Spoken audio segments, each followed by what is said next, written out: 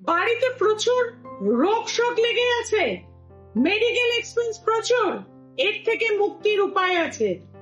কারণ সামনেই ধান ত্রয়োদশী এবং মাতা ধন্বন্তরীর আবির্ভাব তিথি।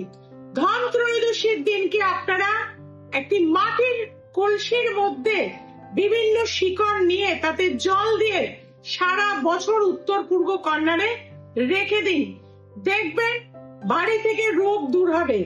বড় বড় দুর্ঘটনা অ্যাক্সিডেন্ট থেকে রক্ষা পেতে এই দিন রাত্রির বেলা ঠিক 12টার সময় জম দ্বীপ দিতে হয়, অর্থাৎ জমের পুজো করতে হয়। একটি কলা পাতার ওপরে দক্ষিণ দিকে মুখ করে মাটির প্রদীপ, না হলে আটা দিয়ে একটা বড় প্রদীপ, তাতে কিন্তু 28টা লবঙ্গ সর্ষের তেল দিয়ে মোটা করে সলতে, এবং সেটা কালো শুদ্ধ সলতে হলে সবচেয়ে ভালো ফল পাবে।